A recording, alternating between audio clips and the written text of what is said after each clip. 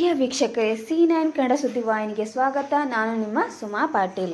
ಕಲಬುರಗಿ ಜಿಲ್ಲೆಯ ಚಿಂಚೋಳಿ ತಾಲೂಕಿನ ತಹಶೀಲ್ ಕಾರ್ಯಾಲಯದಲ್ಲಿ ಕಲಬುರಗಿ ಕರ್ನಾಟಕ ಲೋಕಾಯುಕ್ತ ಇಲಾಖೆಯ ಡಿವೈಎಸ್ಪಿಗಳಾದ ಗೀತಾ ಬೆನಾಳ್ ಅವರ ಅಧ್ಯಕ್ಷತೆಯಲ್ಲಿ ಚಿಂಚೋಳಿ ತಾಲೂಕಿನ ಜನರಿಂದ ಅಹವಾಲು ಸ್ವೀಕರಿಸಿದರು. ಅವರು ಮಾತನಾಡಿ, ಚಿಂಚೋಳಿ ತಾಲೂಕಿನ ಎಲ್ಲ ಅಧಿಕಾರಿಗಳು ತಮ್ಮ ತಮ್ಮ ಇಲಾಖೆಯ ಕೆಲಸವನ್ನು ನಿಷ್ಠೆಯಿಂದ ಕೆಲಸ ಮಾಡಿ ಸಾರ್ವಜನಿಕರಿಗೆ ಅನುಕೂಲ ಮಾಡಿಕೊಡಬೇಕು. ಎಲ್ಲ ಅಧಿಕಾರಿಗಳು ಒಂದೇ ಸೂಚನೆ ಏನೆಂದರೆ, ಕೆಲವರು ನಾವು ಲೋಕಾಯುಕ್ತ ಅಧಿಕಾರಿಗಳು ಎಂದು ಫೋನ್ ಮಾಡೋ ಮುಖಾಂತರ ನಿಮಗೆ ಬೆದರಿಸಿ ಹಣ ಕೇಳಿದರೆ ಯಾರೂ ನಂಬಬೇಡಿ. ಏಕೆಂದರೆ ಇಂಥ ಘಟನೆಗಳು ಬಹಳಷ್ಟು ನಡೆದಿದ್ದು ಎಲ್ಲ ಅಧಿಕಾರಿಗಳು ಹುಷಾರಿನಲ್ಲಿ ಇರಬೇಕು ಎಂದು ಹೇಳಿದರು. ಸಭೆಯಲ್ಲಿ ಕಲಬುರಗಿ ಲೋಕಾಯುಕ್ತ ಇಲಾಖೆಯ ಸರ್ಕಲ್ ಇನ್ಸ್ಪೆಕ್ಟರ್ ಅಕ್ಕಮಾದೇವಿ ಸದಲಾಪುರೆ, ತಹಶೀಲ್ದಾರ್ ಸುಬ್ಬಣ್ಣ ಜಮಖಂಡಿ, ತಾಲೂಕು ಪಂಚಾಯತಿ ಇಒ ಶಂಕರ್ ರಾಠೋಡ್ ಮತ್ತು ವಿವಿಧ ಇಲಾಖೆ ಅಧಿಕಾರಿಗಳು ಇದ್ದರು. ವರದಿಗಾರರು ನಾಗರಾಜ್ ಪಾಟೀಲ್, ಚಿಂಚೋಳಿ.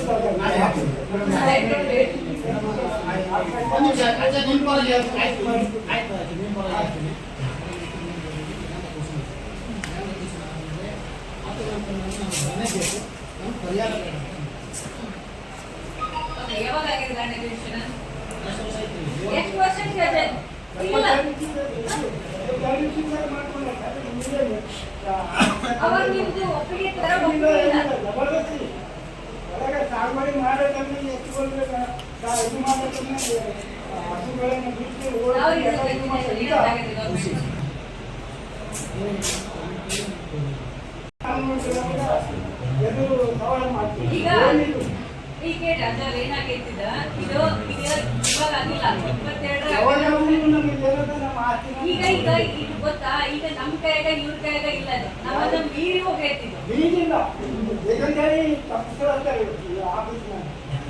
ಅಲ್ಲ, ಆಲ್ರೆಡಿ ಅಲ್ಲಿ ಎಲ್ಲ ಕನ್ಸ್ಟ್ರಕ್ಷನ್ ಆಗಿದೆ ಅಲ್ಲ, ನಿಮ್ಗೆ ಗೊತ್ತಿದೆಲ್ಲ.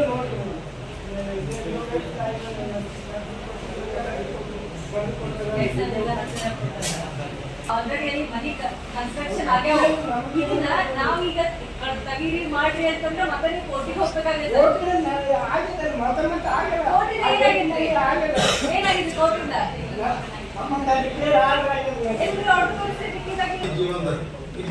ಯಾವ ಡಿಪಾರ್ಟ್ಮೆಂಟ್? ಸರ ಡಿಪಾರ್ಟ್ಮೆಂಟ್ ಪೆಂಡಿಂಗ್ ಇದೆ.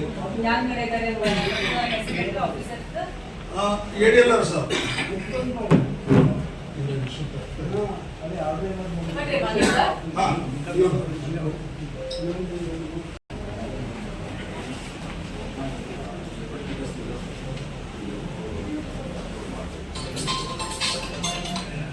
ಯಾರ್ದೇನಂತ ಹೇಳಿ ಅವ್ರಿಗೆ ಗೊತ್ತಾಗ್ಬೇಕು. ನಿಮ್ಗಲ್ಲ ಯಾರು ಅರ್ಜಿದಾರಲ್ಲ ಏನ್ ಪ್ರಾಬ್ಲಮ್ ಮಾಡ್ತೈತಿ ಅವ್ರಿಗೆ ಅರ್ಥ ಆಗ್ಬೇಕು. ನೀವು ಮಾತಾಡೋಕ್ಕಾಗಂಗಿಲ್ಲ.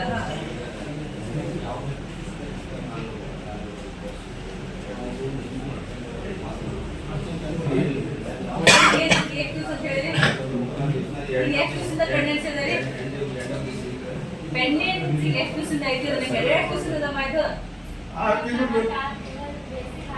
6 ತಿಂಗಳಿಂದ ಏನಂತ ಹೇಳ್ತಾ ಇದ್ದಾರಮ್ಮ ಅವರು?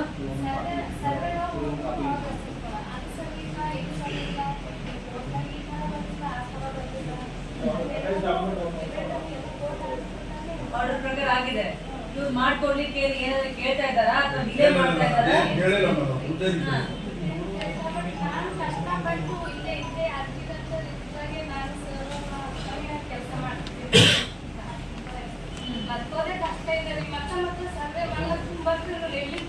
ಈಗ ತುಂಬಿಲ್ಲ ಒಂದ್ಸರಿ, ಒನ್ ಟೈಮ್ ಅಲ್ಲಿ ತುಂಬೋದಿದ್ದು ತುಂಬಾದ್ಮೇಲೆ ಏನ್ರಿ ಇದ್ರ ಪ್ರಾಬ್ಲಮ್ ಬರ್ತೀನಿ.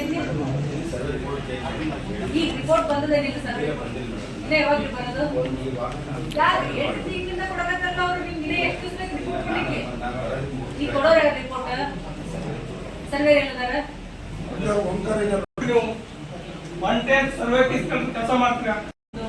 ಪಬ್ಲಿಕ್ ಬಂದು ಕೇಳಿದ್ರು ಜಾಸ್ತಿ, ಸ್ವಲ್ಪ ಇಲ್ಲಿ ಆಫೀಸರ್ಸ್ ಕರೆಕ್ಟ್ ಆಗಿ ಕೆಲಸ ಮಾಡೋದಿರ್ಬೋದು, ಅಥವಾ ಇನ್ನೊಂದು ವಿಳಂಬ ಮಾಡೋದಿರ್ಬೋದು, ಅಥವಾ ವೇಟ್ ಮಾಡಿಸೋದಿರ್ಬೋದು, ಅಥವಾ ಇನ್ನೂ ಕೊಡ್ತಾನೆ ಇರ್ಬೋದು ಅನ್ನೋ ವಿಷಯಗಳು ಮತ್ತೆ ನಮ್ಗೆ ಕಂಡು ಬಂದಿತ್ತು.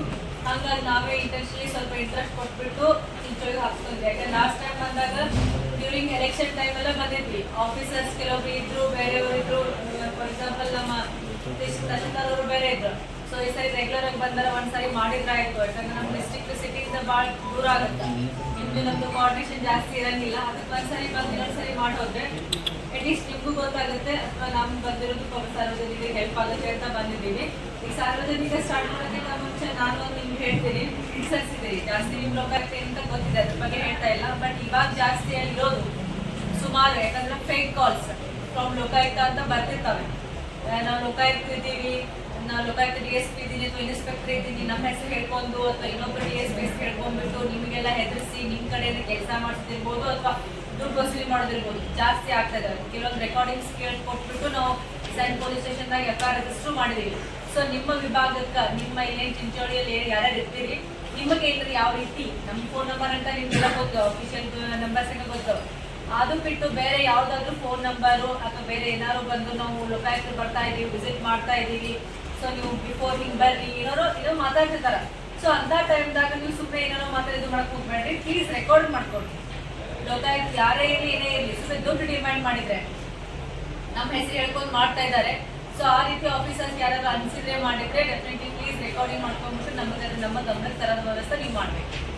ಅದು ಒಂದು ನಿಮ್ಗೆ ಹೇಳಬೇಕು ಅಂತ ನಾನು ವಿಚಾರ ಮಾಡಿದ್ವಿ. 2-3 ಮಂದಿ ಇದ್ದಾರೆ ರೆಗ್ಯುಲರ್ ಆಗಿ ಆ ರೀತಿ ನಮ್ಮ ಒಂದು ಹೆಸರು ಹೇಳ್ಕೊಂಡ್ಬಿಟ್ಟು ದುಡ್ಡು ವಸೂಲಿ ಮಾಡೋದಿರ್ಬೋದು, ಅನ್ಸೋದಿರ್ಬೋದು, ಅಡ್ಜಸ್ಟಿನ ಕೆಲಸ ಮಾಡೋದಿರ್ಬೋದು ಮಾಡ್ತಾ ಇದ್ದಾರೆ. ಸೊ ನಿಮ್ಮ ಗಮನಕ್ಕಿರಲಿ, ಈ ರೀತಿ ಆದರೆ ಪ್ಲೀಸ್ ರೆಕಾರ್ಡಿಂಗ್ ಮಾಡ್ಕೊಂಡ್ಬಿಟ್ಟು ನಮಗೆ ಇನ್ಫಾರ್ಮೇಶನ್ ಕೊಡಿ ಪ್ಲೀಸ್.